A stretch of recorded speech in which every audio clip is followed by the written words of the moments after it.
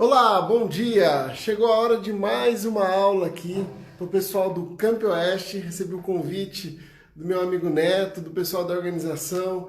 Meu nome é Fábio Viana e eu estou aqui com vocês para falar sobre inteligência financeira, desafios e oportunidades dos tempos atuais. Bom dia, então enquanto o pessoal vai se conectando, vai entrando aí ao vivo, vai dando um salve, vai falando se você é aluno do Camp, se você faz parte da nossa audiência aí da consultoria.c. Enquanto o pessoal vai entrando, deixa eu me apresentar um pouquinho para vocês. Meu nome é Fábio Viana, eu sou educador financeiro, eu estudo, eu pesquiso e participo desse universo da educação financeira no país há mais de 12 anos. Foi 12, quase 14 anos na verdade. Foi o tema da minha monografia na faculdade. Depois eu segui fazendo pós-graduação, especialização. Hoje eu desenvolvo projetos de educação financeira dentro de cooperativas, dentro de instituições. E eu efetivamente vivo disso hoje como palestrante, como treinador. E desde já eu gostaria de colocar a qualquer momento, se você quiser deixar sua contribuição, deixar sua dúvida, porque o tema hoje é muito importante e vocês do Camp Oeste que estão recebendo essa aula estão efetivamente num momento assim, extremamente relevante. Toda vez que eu falo de educação financeira para outras faixas etárias, pessoas de 30, 40, 50, 60 anos, eles me dizem o seguinte, falam, poxa, se eu tivesse ouvido isso mais cedo, se eu tivesse tomado consciência financeira mais cedo, a minha vida seria diferente. Por quê? E eu vou dar o primeiro motivo para que vocês guardem essa palestra no coração de vocês, para que vocês se apaixonem pelas finanças comportamentais, se apaixonem pelos benefícios e pelos desafios também que o dinheiro traz para a nossa vida. Existe um efeito chamado juros compostos, ou seja, quanto mais cedo você começa a investir, você começa a poupar, a fazer sua reserva financeira, mais grana lá para o futuro você tem. Nós vamos falar de todos esses ciclos hoje. Me confirmem se o áudio está ok, a imagem está ok, se está chegando aí para vocês. Um salve. Então vou dar vou falar alguns nomes aqui. A Graziele, Rafa, Vini, Guilherme, sejam bem-vindos. Samira, a Vi, o Vini, a Nanda, dizendo aqui que é aluna do Camp, Gustavo Carvalho, Letícia. Nossa, o pessoal tá chegando aí em peso. Eu participo do Camp já tem acho que uns 3 ou 4 anos. Normalmente a gente faz esse aulão aí de uma maneira presencial e, poxa, a energia de vocês me contagia, então gostaria muito de estar presencialmente, mas nesses tempos a gente tem que se adaptar e fazer o nosso melhor, porque se a gente ficar de mimimi, as coisas não acontecem. Bom, não esqueçam de curtir a página da Ponto C, deixar lá um curtir, que a gente sempre está falando de educação financeira. Sempre toda terça e toda quinta a gente faz live às 17 horas, então se vocês quiserem se aprimorar mais, é importante ativar as notificações por aí. A gente tem também o canal no YouTube, no Facebook, sempre consultoria.c ou fabioviana.pc. Bora começar essa aula, galera? Vamos lá, Guilherme, bora, isso aí. Bom, por que é tão relevante nós falarmos de educação financeira no país? Bom, a gente vive num período que é um período novo para a gente, né? O cenário pandemia, a gente tem uma questão de desemprego muito latente, a gente tem uma questão da desindustrialização do país, a gente tem muita coisa que precisa ser revista, que precisa ser trabalhada, que precisa ser olhada com carinho. Só que, pelo outro lado, a gente tem muitos benefícios de morar e de viver no país que a gente vive, que é o Brasil. A gente tem uma extensão de terra, a gente é conhecido como o celeiro do mundo, então o nosso setor agrícola, ele surpreende positivamente cada vez mais. A gente é um povo que se adapta, que vai à luta, que é um povo muito resiliente, um povo muito receptivo. Então são características socioeconômicas que fazem com que o nosso país tenha efetivamente muitas oportunidades. Oportunidades no momento presente, mas oportunidades que são muito importantes para vocês ali que estão no primeiro emprego. Porque notem, qualquer área, e aí eu posso ser muito sincero com vocês, qualquer área de escolha de vocês, nesse momento existem N possibilidades. Então se você falar para mim assim, Fábio, eu quero me tornar um engenheiro. Poxa, o que tem de rodovia, o que tem de prédio, o que tem de construção para acontecendo e para acontecer no país é gigantesco. Se você falar para mim, eu quero ser um advogado, eu quero ser um programador na área de informática, eu quero trabalhar com redes sociais, eu quero qualquer um dos mercados que eu citei, ou se vocês quiserem compartilhar comigo aí qual é o sonho, né, qual a profissão almejada por vocês, eu posso citar como exemplo. Ela precisa ser amadurecida e desenvolvida no nosso país. E o que falta? Bons profissionais, pessoas que vistam a camisa, pessoas que façam a diferença.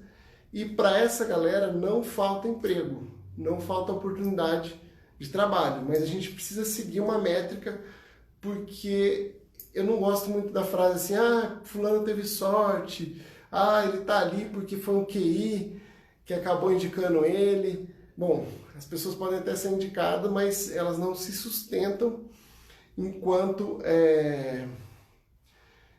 profissão se não estiverem bem capacitadas. Então o pessoal está falando aqui medicina, está falando de veterinária, está falando de psicologia. Nossa, psicologia vai ter um mercado assim gigantesco, porque um dos legados desse efeito do isolamento social vai ser as pessoas que olharam para si e não estão tão satisfeitas, elas vão precisar de profissionais.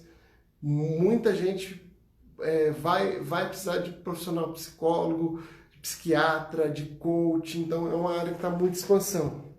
Veterinário, que falaram, que a Tuane falou de veterinário, também você vê um monte de pet shop, a questão da inclusão dos animaizinhos, né, que isso há 15, 20 anos atrás não era tão latente, mas os animais como um membro da família, e por isso eles têm roupas, e por isso eles têm consultas no médico. E isso tem feito bem pra gente, né, olhar para esses pets com mais carinho, e tem feito bem para eles. Então também é um mercado, a questão da oncologia, poxa, enfim, tudo isso que vocês estão falando, bióloga, advogada, a questão de cinema que ela colocou aqui. Às vezes o pessoal vê, e olha como existem mercados e mercados, né? Deixa eu citar, por exemplo, o cinema. A gente vê que muitos atores estão sendo desligados da Rede Globo, e parece que é um mercado que fechou teatro agora, enfim. Só que a gente tem uma Netflix que entrou com um monte de produção nacional, a gente tem uma Amazon Prime que vai precisar criar mais conteúdos aqui dentro do Brasil, a gente tem uma HBO que também vai investir forte no Brasil e precisa de conteúdo nacional. Então hoje os artistas eles têm uma outra forma de se comunicar e de se posicionar no mercado. Então por esse mercado ser um mercado efervescente, um mercado de possibilidades, e são áreas que precisam ser amadurecidas, vocês têm toda a condição e todo o instrumental para fazer a diferença e para atingir uma renda que seja uma renda digna, uma renda que provém, né, todas as necessidades e todos os sonhos para a sua família. Bom, mas só isso basta definir uma profissão e tá tudo certo? Não. A gente precisa pensar também que existe uma tríade. E aqui eu vou escrevendo algumas coisas para que vocês consigam assimilar. Deixa eu tentar escrever aqui no cantinho.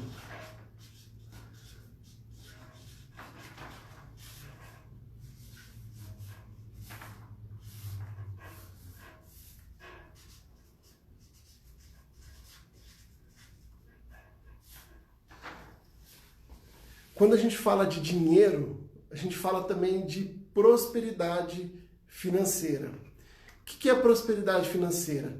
É quando eu tenho essa tríade muito bem definida. Ou seja, saúde, dinheiro e amigos. Quando eu falo de amigos, eu estou falando de familiares, eu estou falando de convívio, eu estou falando dos amigos, aqueles bons amigos que eu escolho para o meu dia a dia. Por que é uma tríade? É um tripé para que essa minha relação com o dinheiro não me torne só avarento. Se eu olhar só para o dinheiro como prioridade na minha vida, tá ao contrário, é porque fica espelhado, gente. Não tem como eu escrever espelhado aqui. Eu escrevo, acaba sendo espelhado aí para vocês. Vamos ter que olhar com carinho. Então aqui em cima, saúde, amigos e dinheiro. Se vocês tiverem muita saúde e faltar dinheiro e faltar amigos, vocês vão ser sozinhos. Ou se vocês tiverem a saúde e o dinheiro e não tiverem com quem compartilhar bons momentos, com quem avançar na vida, você acaba se tornando um avarento, enfim, você acaba... Se você tiver só amigos e saúde, os bens materiais também vão fazer falta em algum momento, porque nota, você pode ser um artista, gostar muito daquilo que faz e eventualmente não ter grana para comprar o seu instrumento, para aplicar a sua arte, e você vai precisar de moradia, vai precisar de segurança, vai precisar de transporte para se projetar para a vida. Então por isso que a gente fala, se tiver, por exemplo, só dinheiro e amigo e faltar saúde, você vai eventualmente gastar todo o seu dinheiro para comprar a saúde de volta. Então por isso que a gente começa nessa aula de hoje falando da importância dessa tríade da prosperidade financeira. Pode ser que em algum momento do seu ciclo financeiro, que nós vamos falar daqui a pouco, vocês tenham que priorizar um pouquinho uma coisa ou outra. Eu, por exemplo, teve épocas da minha vida que eu tive que me empenhar muito mais para o meu profissional, ou seja, olhar para esse dinheiro com um pouco mais de carinho, e eu não conseguia estar tão presente com os meus amigos. Mas daqui a pouco eu não deixei eles para trás. Eu mandava um recadinho, eu estava atento, mas eu não estava dedicado a isso. Teve época que eu olhei um pouco mais para a saúde. Poxa, eu estava trabalhando tanto que meu peso, eu estava acima do peso, tive que voltar e olhar para a saúde. Então é um equilíbrio e é quase que uma dança que a gente precisa estar fazendo o tempo todo. Bom, como é que é essa estrutura? E agora então eu estou falando do que a gente precisa efetivamente olhar e pensar. Mas como o nosso tema aqui é dinheiro, como é que é a estrutura do dinheiro na nossa vida, né? Vamos explodir aqui.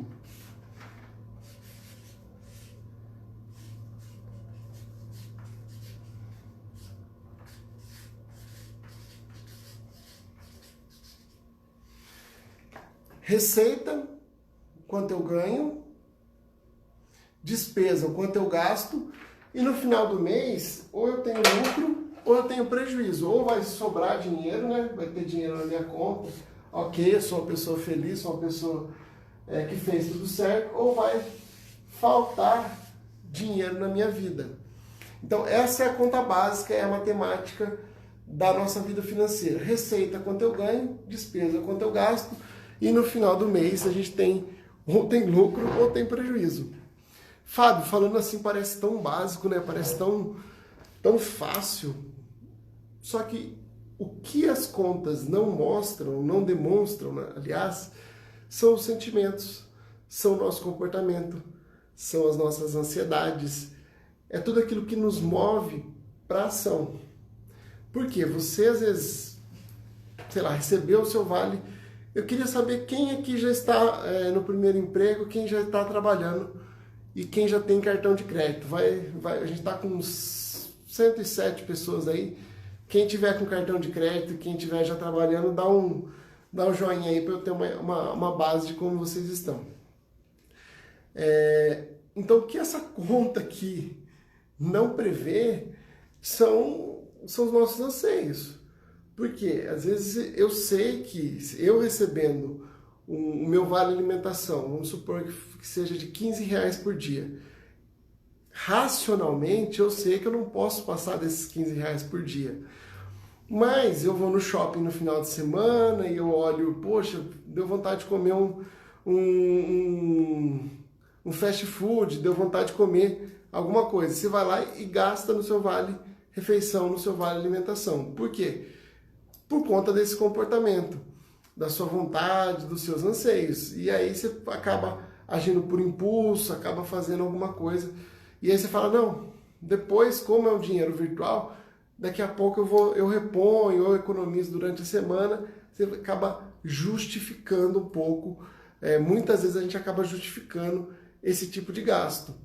Porque não é matemática, gente. Não é só matemática. É questão de ter sonhos e ter metas muito claras. Então a gente vai começar a falar disso, né? De como eu me estruturo as minhas receitas e como eu estruturo essas despesas, como eu entendo, como eu olho para elas de uma forma mais racional para que sobre dinheiro para os meus sonhos e para as minhas metas. Por que é tão difícil fazer isso no Brasil e a gente tem culturas que o povo já tem um pouco mais de habilidade, já tem uma outra visão. Porque no Brasil a gente tem uma coisa chamada a cultura do ter para ser. Vocês já devem ter visto isso, talvez, no Instagram, no Facebook ou no LinkedIn. Eu compro aquilo que eu não quero, com dinheiro que eu não tenho, para mostrar para alguém uma pessoa que eu não sou. Olha isso. Esse é o resumo da cultura do ter para ser. Repito, eu compro o que eu não quero, com dinheiro que eu não tenho, para mostrar para alguém uma pessoa que eu não sou. E quando isso acontece, eu acabo vivendo acima do meu padrão.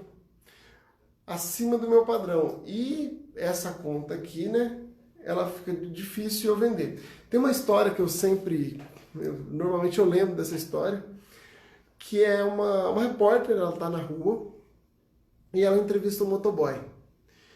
E esse motoboy vira para ela e fala assim, pô, ela dá informação, né, fala, você aqui, o que você acha dessa notícia?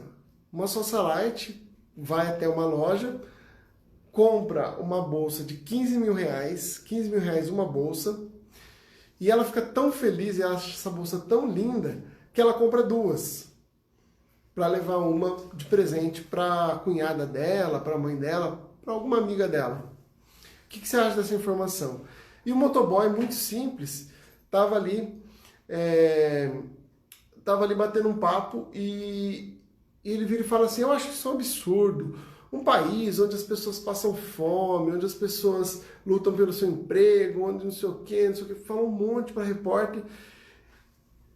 E aí, em determinado momento, quando a câmera afasta, a gente vê que ele está com um tênis ali, aqueles tênis mais caros, sabe, de uns 600, 800 reais. E eu comecei a pensar, falei, poxa, talvez esses R$30 mil por patamar dela seja 0,5% do rendimento mensal, 10% do rendimento mensal, ou 20% do rendimento mensal dela. Agora, um tênis de R$800 para quem talvez ganhe R$1.500 ou R$2.000, dá muito mais diferença.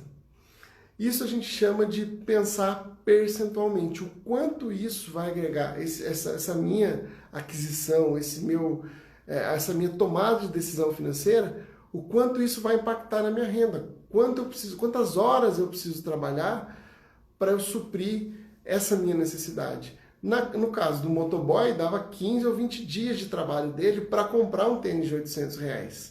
E no caso dela, talvez, sei lá, 1 ou 2 dias de trabalho, já começava já supriria aquela necessidade. Então a gente precisa olhar e imaginar o que é importante para mim em cada momento, em cada decisão. A Duda aqui já começou a mandar uma pergunta sobre investimento direto, se vale a pena investir, sendo que a taxa Selic está baixa. Boa pergunta. Eu vou deixar as perguntas um pouco mais para o final, Duda? Então você volta aqui e recapitula comigo, só para a gente não quebrar. Estou falando agora de tomada de decisão financeira. A gente vai chegar em investimentos rapidinho nos próximos minutos aí, só para a gente não quebrar muita linha. O Neto falou aqui da importância de fazer o projeto de vida. Então, o projeto de vida, ele parte de decisões muito simples do dia a dia, onde eu consigo avaliar o meu dia a dia, a minha tomada de decisão, e não fazer, é fazer de forma planejada. Então, como é que eu tenho, qual é a forma de eu ganhar dinheiro, né? Que é o primeiro tópico aqui, ó, receita. Quais são os meus tipos de receita? Eu tenho a primeira forma de ganhar dinheiro é herança. Fábio, mas eu não tenho uma herança, enfim. A gente coloca várias formas, mas quando eu falo de herança, prêmios, loterias, a gente tem que ter um cuidado, porque se eventualmente vem um dinheiro que é muito alto, uma receita que seja muito alta para mim de um mês para o outro, e o meu inconsciente não está preparado para trabalhar, talvez do jeito que esse dinheiro chega, ele vai embora. Uma estatística que a gente tem aqui, 80% dos ganhadores da Mega Sena torram tudo em 10 anos. Então, se você for acometido por uma graça dessa, né, chegou um dinheirama, respira, procura um reforço profissional, procura alguns profissionais para que você consiga fazer essa gestão. A outra maneira de eu ganhar dinheiro é CLT, trabalhar, registro, carteira, 8 horas de média 8 horas por dia, dependendo do contrato. E aí eu tenho uma coisa chamada salário fixo. Eu tenho os meus comprometimentos. Uma segunda forma seria uma terceira forma, aliás, seria o empreendedorismo. E como empreendedor, eu preciso vender um pouco o meu peixe, porque eu sou fã de empreendedorismo. O caminho mais, vamos dizer, não vou dizer fácil, mas o caminho mais recomendado para que você se torne rico, para que você multiplique a sua forma de ganhar dinheiro, é através do empreendedorismo. Porque cada cliente, cada produto, cada novo serviço que eu crio, se é um bom serviço, se é um bom produto, a minha capacidade de fazer dinheiro, ela é maior, ela é infinitamente maior. Enquanto o CLT ele tem lá garantido, você pode ser um CLT no mercado aberto, ou pode ser um CLT, que não chama necessariamente CLT, tá? Mas eu posso ser um funcionário público e tudo bem. Só que eu preciso entender que o CLT ele é linear, ou seja, eu vou ganhar todos os meses o mesmo valor. Então eu posso me programar, posso ter um planejamento muito mais regrado. O empreendedor ele tem esse viés, às vezes ele ganha mais, às vezes ele ganha menos. A gente já viu muitos empreendedores agora na pandemia passando um pouco de perrengue, mas na média, se você tem bons produtos, a tendência é que esse valor ele se multiplique ao longo do tempo. E a gente tem os meios ilícitos, que não vale a pena a gente citar nesse momento, mas o resumo para você seria assim, que todo atalho financeiro, né, que eu tome ali de uma maneira ilícita, a conta chega. Eu peguei alguma coisa de alguém e vendi, eu até fiz uma receita, mas a conta vai chegar, então não vale a pena. Então, são 4 formas aí de eu ganhar dinheiro. E como é que é a estrutura de renda do brasileiro na média? A gente tem, aqui eu até anotei aqui uma informação, 27% da nossa população é considerada classe baixa. A gente precisa rever esses dados depois da pandemia, mas vamos colocar ali, 30% é considerado classe baixa, que vive com uma renda per capita ali de uns 100, 200 reais.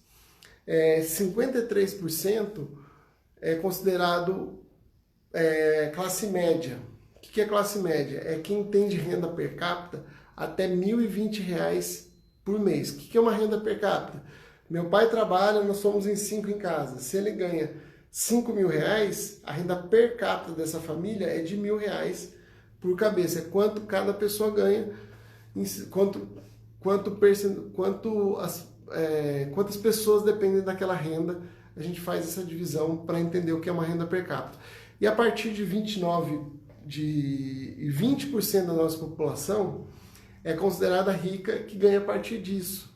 2, 3, 4, 5, 6, 7 mil reais de renda per capita. Eles fizeram um estudo, e é bem relevante esse estudo, porque ele diz o seguinte, que as pessoas que são consideradas classe média, que tem a classe baixa, estudaram em média 5 anos. Então, quem está nessa faixa de renda per capita baixa, estudou em média 5 anos.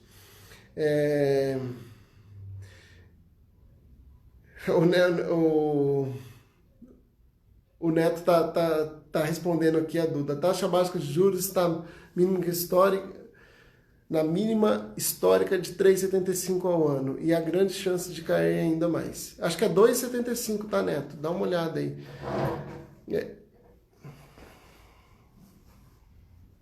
Tá, eu já vou comentar um pouco mais disso. Então, classe média, 1029, 20% classe alta. Classe baixa, estudou em média 5 anos. Classe média, estudou em média 8 anos. E a classe alta, estudou em média pelo menos 12 anos. Então, esse é o primeiro mecanismo que foi identificado, esse é um dado do ENEF, que é a Estratégia Nacional de Educação Financeira no Brasil, e essa estrutura, ela permite a gente fazer uma reflexão, que quanto mais eu estudo, quanto mais acesso ao conhecimento eu tenho, maior probabilidade de eu ter acesso à renda.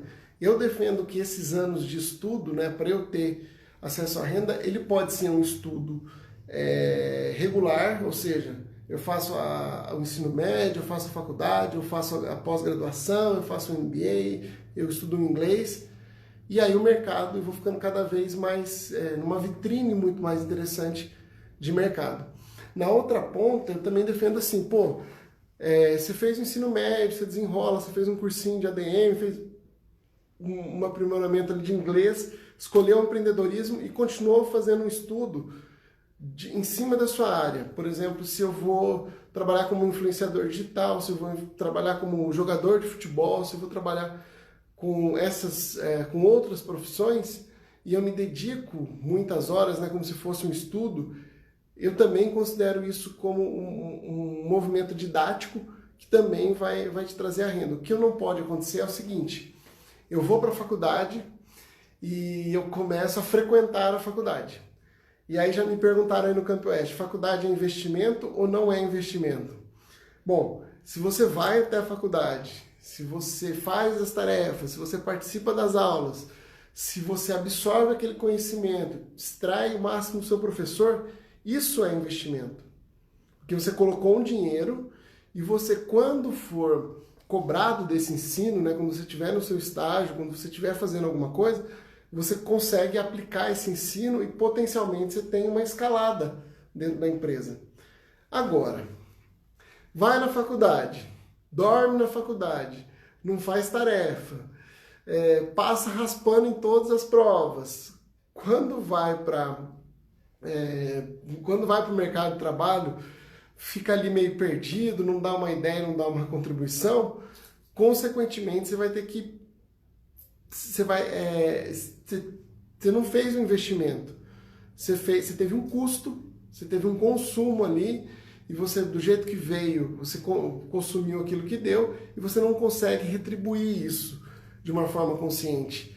Aí você vai ter mais dificuldades para essa ascensão profissional. Então, aí nesse caso, né, de eu ir dormir na sala, de eu não fazer as tarefas, eu não estou enganando o professor, eu estou enganando a mim mesmo, e quando o mercado pedir alguma coisa, eu vou ficar ali boiando e eu não consigo retribuir. Então eu consumi, mas eu não digeri, eu não tenho como entregar, como devolver isso para o mercado de trabalho. Aí foi consumo.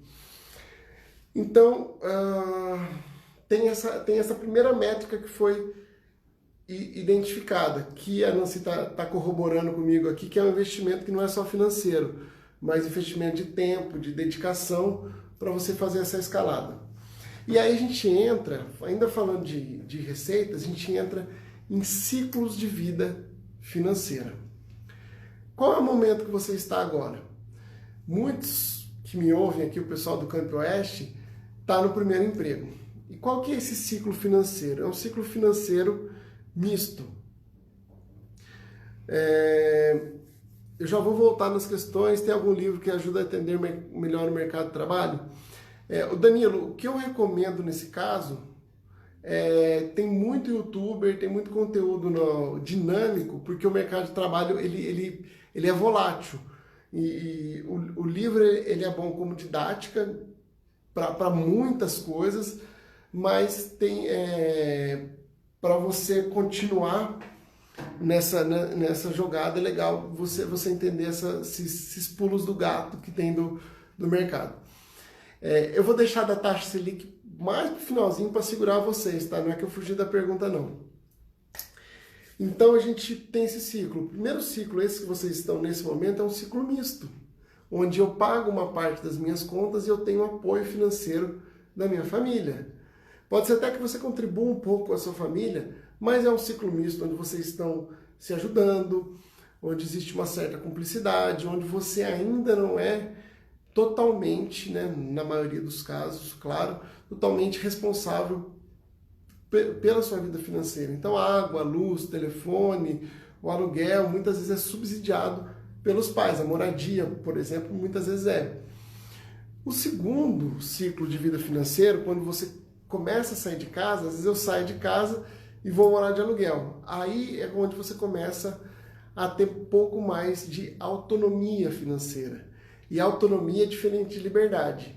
Liberdade é quando eu posso fazer escolhas. Autonomia é quando eu estou no controle. Então, se eu tenho autonomia financeira, eu escolho se eu vou morar perto do trabalho, se eu vou morar longe, se eu quero abrir mão do meu carro, se eu quero isso, eu quero aquilo. Então, eu posso fazer esse tipo de escolha. A liberdade é quando esse tipo de escolha é baseado no meu salário e na minha estrutura de renda. Agora, baseado na minha receita. Se eu tenho liberdade financeira, isso quer dizer que a minha renda já está muito mais interessante e eu posso escolher se hoje eu quero comer no Mac ou se eu quero comer no Fazano, por exemplo. Então eu tenho liberdade financeira, não é o dinheiro que me impõe limitações. Então, essa receita, ela tem que ser pensada nisso e cada ciclo é um ciclo. No ciclo de vocês, é legal que vocês entendam que esse primeiro passo, entender sobre dívida boa e dívida ruim. Fábio, mas fazer dívida é bom? Quando necessário, sim. Um cartão de crédito, vamos supor aqui, o pessoal falou que quer fazer direito. Você precisa comprar alguns livros, e talvez os livros não sejam tão baratos. Nesse caso, você pode parcelar e fazer uma dívida que vai dar um suporte para a sua faculdade, para você se formar e ser um bom profissional. Se você é da área de TI, por exemplo, está estudando informática ou alguma coisa relacionada, você vai precisar de um computador. Fazer uma dívida para comprar esse computador é uma coisa legal também. Então, agora, se eu faço dívida, o que é uma dívida que não é boa? Eu vou comprar um tênis muito caro. Poxa, o tênis vai te agregar muito ou vai te agregar pouco? Você vai fazer, ou sei lá, 18 anos vou lá, compro o carro e fico totalmente, com o meu salário totalmente bloqueado, eu não consigo fazer faculdade, não consigo fazer mais nada porque eu vivo em função do carro. Então isso não é uma dívida tão boa, a não ser que eu faça grana com esse carro, eu vou fazer um Uber, eu vou desenrolar alguma coisa. Então eu preciso entender o quanto essa dívida ela vai me trazer de benefício. Preciso realmente comprar o celular mais top, da marca mais top, de R$5.000, sendo que o celular de 1.000 ele tem uma perspectiva muito parecida ali, já resolve o meu problema e me deixa com fôlego financeiro para as outras coisas. Então, uma definição muito legal de educação financeira educação financeira é a ciência das trocas e das escolhas. Se você começa a escolher bem, o resultado é legal, positivo. Se você começa a escolher mal, o resultado ele é negativo. Então, a escolha faz parte do comportamento em relação ao dinheiro. Como é que está o ritmo aí? Tá bom? Tá ok? Bom, e por que muitas vezes esse nosso dinheiro ele não para com a gente? Eu falei aqui de alguns fatores, vou falar de mais alguns. O marketing é um outro grande fator que acaba levando o nosso dinheiro. Normalmente eu uso um slide que está escrito assim, banho e tosa. Aqui o seu cão sai um gato. E nesse slide a gente costuma dizer assim que existem muitas armadilhas, porque o nosso cérebro ele diferencia o dinheiro virtual do dinheiro físico. E a gente não acha que o dinheiro virtual muitas vezes não é dinheiro, que é um benefício, que é alguma coisa desse tipo. Então lembre, por exemplo, vocês aos 8, 10 anos de idade, vocês receberam uma nota e com essa nota receberam várias informações. Não rasga, não joga fora, não perde, menino não põe na boca, dinheiro é sujo, recebeu um monte de informação ali, porque era um dinheiro físico. Hoje, muitos de vocês colocam uma nota, sei lá, de 50 reais na carteira e, morre de medo de trocar. Porque se trocar, vai tudo. Parece que... Vocês já pararam para pensar que muitas vezes o cérebro de vocês, né, respeitam muito mais uma nota de 50 do que 5 notas de 10? Já pararam para pensar nisso? Quando é 10 reais parece que fica mais fácil ser 2 reais, deixa eu dar o troco, deixa eu fazer isso e aquilo. E eu não sei por que o dinheiro vai. Eu coloco o dinheiro na carteira, o dinheiro meio que some. Se for uma nota de 100 reais, dá vontade de fazer um quadrinho e botar esse quadrinho na parede, porque eu não vou trocar e eu vou passando o cartão para quem tem cartão. Eu às vezes até deixo de fazer coisas porque eu estou com uma nota e eu não quero trocar essa nota. Nesse meio tempo, o dinheiro virtual ele teve um outro... Então, resumindo aqui, a gente teve uma educação, teve um padrão associado ao dinheiro físico e a gente tem um padrão muitas vezes associado ao dinheiro virtual, que é, você tem 40 dias para pagar, você pode parcelar, e aí eu já nem penso no valor do que eu estou comprando, eu penso no valor da parcela e, vida que segue. Não, parece que não dói passar o cartão. Dá um sentimento de empoderamento, de eu posso, eu tenho. E muitas vezes eu vou brigar com a fatura. A fatura chega mais alta e fala, puta, o que eu fiz agora? Opa, poxa, o que eu fiz agora? E aí eu fico naquele perrengue e não adianta eu brigar com a fatura, eu brigar com o boleto. Eu preciso olhar para o meu cartão com respeito, ele é uma ferramenta, ele funciona muito bem, desde que eu esteja no controle. Então, o marketing ele usa muito disso para você acabar te induzindo ao consumo. A Amanda está perguntando se a live vai ficar salva no perfil. Sim, vai ficar no IGTV aqui da consultoria.c. Se vocês quiserem depois, inclusive, compartilhar, chamar mais pessoas, eu mega agradeço a gente compartilhar bastante esse conteúdo, chegar ao máximo de pessoas possível. Então eu falei de alguns aspectos aqui, de receita, de como a gente ganha dinheiro, de como a gente faz. A gente tem esse ciclo financeiro, que é a gente olhar o nosso momento, olhar a prioridade.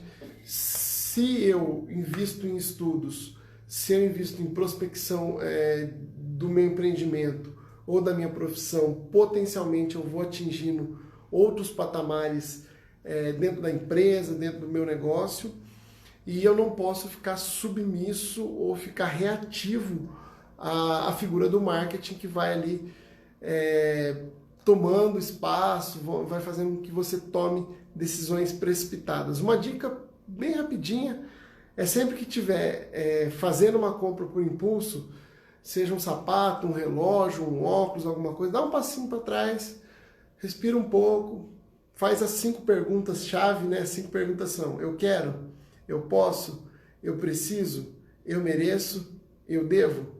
Eu quero, eu posso, eu preciso, eu mereço, eu devo.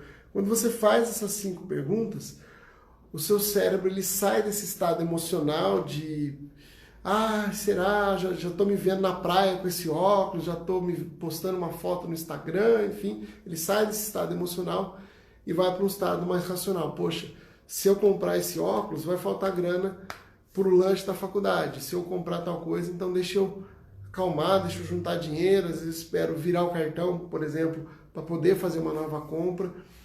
Então eu entro nessa fase de planejamento. Falando um pouco mais de planejamento com vocês, eu tenho 4 tipos de planejamento. Vocês estão fazendo aí o projeto de vida de vocês que o Neto me falou, e vocês têm 4 tipos de planejamento.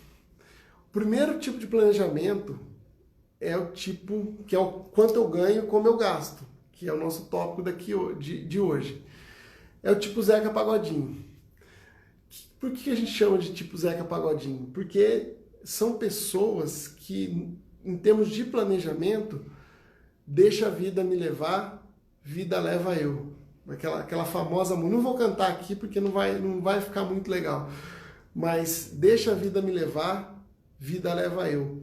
Ou seja, pessoas que até pensam em ter um planejamento, mas aceitou, teve um convite para alguma coisa, vai, deu vontade de comprar, compra, acessou o site só para pesquisar, acaba comprando, então vai deixando as coisas acontecerem de uma maneira muito solta. Só que o Zeca Pagodinho é o Zeca Pagodinho, né, gente? E ele tem toda uma estrutura.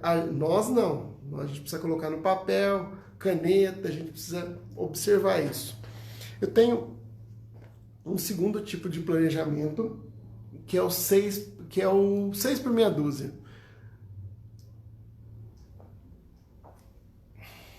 Quem que é o 6 por meia dúzia? São pessoas que mais ou menos sabem quanto ganha, mais ou menos sabem quanto gasta, mas o tempo todo está empatando, está trocando 6 por meia dúzia. Então ela tem lá uma anotação mais ou menos, ela vai acompanhando, mas se ela passa um pouco da conta, né? Tipo, a última semana do mês, eu não posso mais gastar, piso o pé no freio. Aí não sai de casa, não faz isso, não faz aquilo, caiu o dinheiro na conta, aí ela paga, ela faz, ela ajusta, ela começa a equilibrar de novo, mas ela está sempre empatando. Essa pessoa, se sobra dinheiro na conta, sobrou dinheiro na minha conta, o que ela faz? Uma autossabotagem. Ela vai lá, poxa, deixa eu comprar aquela blusinha que eu estava afim. O menino, deixa eu fazer tal coisa. E aí a conta está, se você olhar a maior parte do tempo, ela está muito próxima de zero, porque ela está sempre empatando, ela não entra muito no vermelho e também não sobra muito dinheiro. A terceira maneira de fazer esse planejamento é o tipo extrato bancário. São pessoas, note, são pessoas que só conseguem fazer algum tipo de planejamento depois que o dinheiro cai na conta. Então entrou na conta, aí começa, faço isso, faço aquilo outro, não sei o que, não sei o que, não sei o que. Então ela não olha muito para o futuro, ela olha no máximo para 30 dias e depois que caiu o dinheiro dela. Então, pode ser que desses modelos você esteja no azul, esteja no vermelho, enfim, mas qual que é o modelo mais eficiente que eu quero convidar vocês para começar a fazer hoje? É o 4º modelo, que é o planejando o futuro. Como é que eu planejo o futuro? Metas de curto, médio e longo prazo. E o que eu faço? O que essa pessoa faz? Ela insere um outro elemento aqui, ó. Eu tenho minha receita, o quanto eu ganho, eu tenho a despesa, mas eu coloco um elemento aqui no meio, ó, chamado metas. Tá ao contrário aí, mas vai dar para entender. Então, entra o dinheiro na minha conta, eu pago as minhas metas, eu estabeleço, a gente já vai falar um pouquinho mais disso, e aqui eu vou adequar as minhas despesas. Eu vou adequar para sobrar dinheiro para as metas. Então eu já faço o planejamento olhando o meu mês para que eu consiga sempre me pagar primeiro, porque aí não tem como dar errado. E para quem nunca fez dessa maneira, o convite é assim, se você não fez ainda, comece a fazer. Seja com R$10, com R$20, e coloca uma meta assim, ó, eu vou comprar meu primeiro celular à vista, vou comprar uma câmera fotográfica à vista. E aí começa a entender que você pode estar no controle do seu dinheiro. Você pode ter uma parcela consigo mesmo para poder pagar e poder que as coisas aconteçam. E a gente tem que ter 3 metas aqui dentro. Fábio, mas eu não consegui pagar uma, como é que eu vou pagar 3? Vou ensinar, calma. Primeiro vamos entender o que é meta. A meta ela começa de um sonho. O que é um sonho? Algo abstrato, algo que eu ainda não defini direito o que é. Então sonho assim. Vocês gostam de viajar? Quem gosta de viajar aqui? Bom, muita gente gosta de viajar.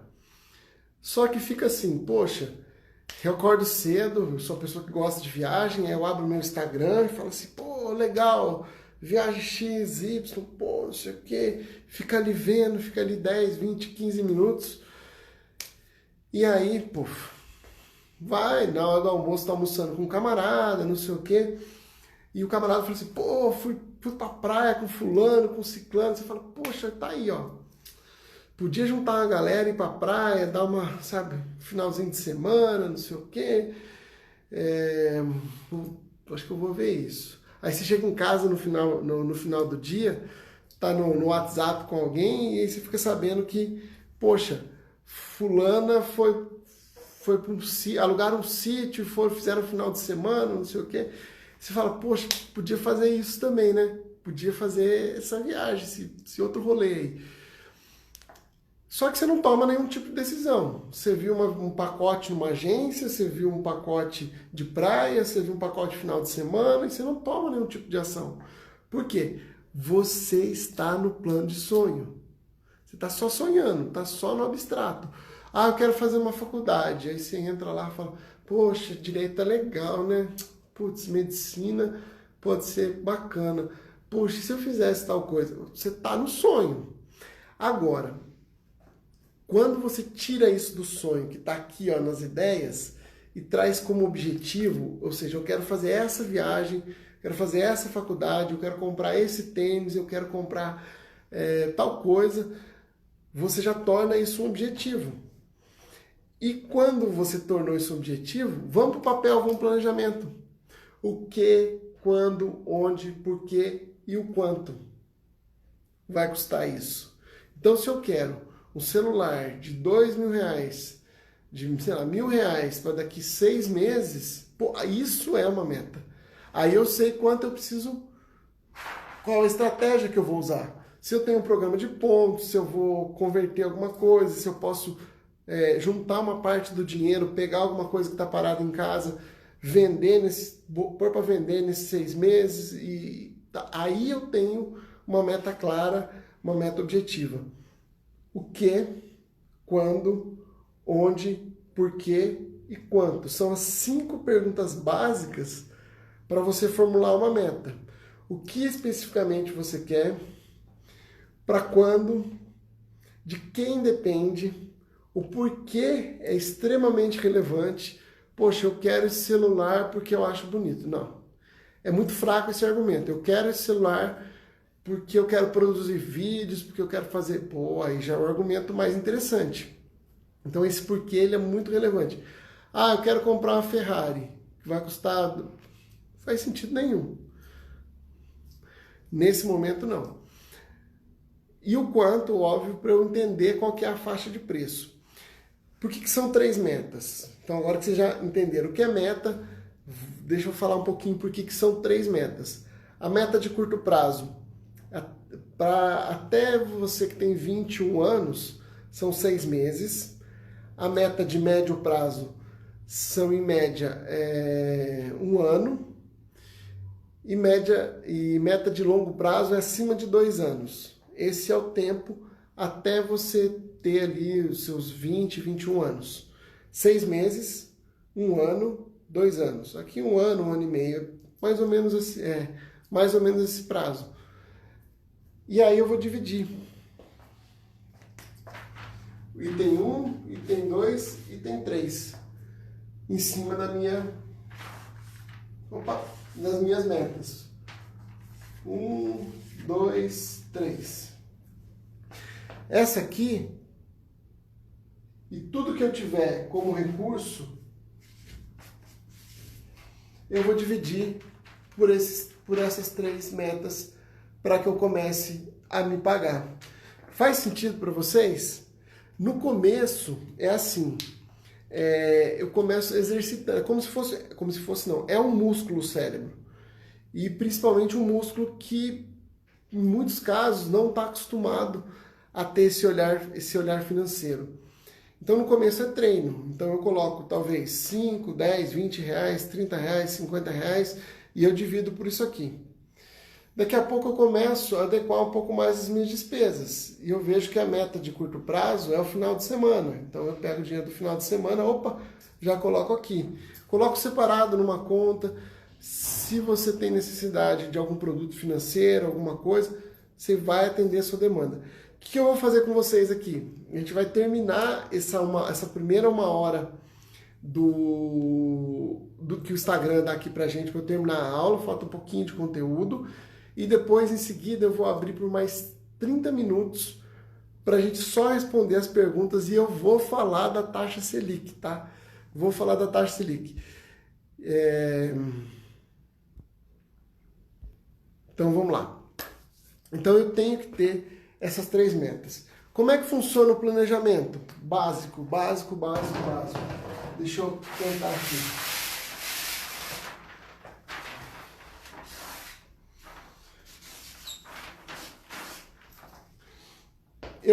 Posso fazer numa folha só, colocar tudo que é minha receita e tudo que é despesa. Então esse mês eu tô me programando para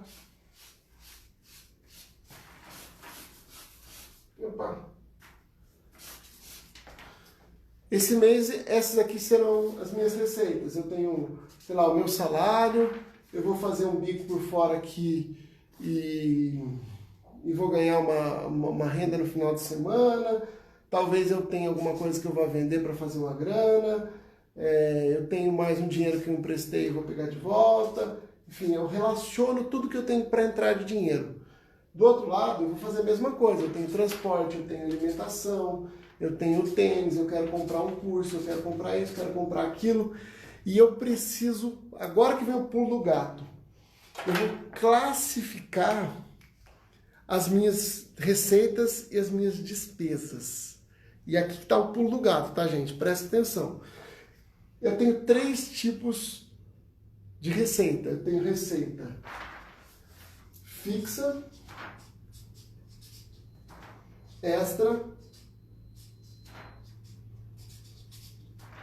e variável. O que é uma despesa fixa? Uma receita, que eu estou falando de receita, desculpe. Tem 3 tipos de receita. O que é uma receita fixa? É aquilo que eu efetivamente posso contar durante o meu mês. É o meu salário, é tudo aquilo que eu efetivamente posso contar. O que é uma receita extra? É algo que pontualmente vai acontecer naquele mês. Então, por exemplo, se eu vendi um videogame que eu tinha, no outro mês eu não tenho videogame para vender. Talvez seja o meu mês de aniversário, o tio bacana vai dar uma grana, mas eu não faço aniversário todo mês. Então são coisas muito pontuais, uma premiação, um bônus, que vai acontecer nesse mês, ou que estou estimando que aconteça esse mês. E o que é variável? Variável seria alguma competência que eu tenho que pode me gerar uma renda. Então, por exemplo, quando eu era mais jovem, eu tocava na noite. Eu tinha o meu emprego, eu tocava na noite. Quando tinha show, eu tinha uma renda variável. Quando não tinha apresentação, não tinha essa renda variável. Então, eu vou trabalhando para que essa variável, ela aumente ou ela se torne mais constante. Se você trabalha com metas, por exemplo, na sua empresa, vendedores, tem renda fixa e tem mais essa renda variável para você saber para onde vai. E aqui, nas despesas, eu tenho 3 tipos também de despesas. Gente, é o pulo do gato aqui, tá? 3 tipos de despesa. Eu tenho despesa essencial, eu nem vou escrever ali, por conta do nosso tempo. Essencial, eu tenho a despesa supérflua e eu tenho os investimentos. O que é essencial? Transporte, alimentação, tudo aquilo que é a base para viver. O que é supérfluo? É tudo aquilo que eu escolho, se eu compro agora ou se eu compro depois. Então isso é uma coisa supérflua. Cinema, Fábio, é supérfluo no cinema. Se eu estou com grana e eu quero fazer esse gasto, quero ir no cinema, quero fazer alguma coisa, eu pego o meu dinheiro que está previsto ali e eu vou para cima, eu efetivo esse gasto, um final de semana, uma viagem. Mas se eu estou sem grana, tá no meu controle. E o que é investimento? É tudo aquilo que vai me dar um retorno financeiro. O investimento, esse item investimento, eles são as metas também, porque eu estou investindo para ganhar mais dinheiro. Então, eu invisto num curso, eu invisto num sonho. Nesse começo é assim que a gente faz. Receita fixa, extra ou variável, despesa essencial, supérflua ou investimentos. Então, tudo aquilo que você vai investir, e aí fica fácil fazer essa conta. Eu vou somar aqui e vou somar aqui. E aí que eu fecho, deixa eu pegar outra caneta. E aí que eu fecho a conta. Se efetualmente, sei lá, aqui em termos de entrada eu tenho 1.500 e aqui de despesa eu tenho, sei lá, R$2.000, o que eu faço?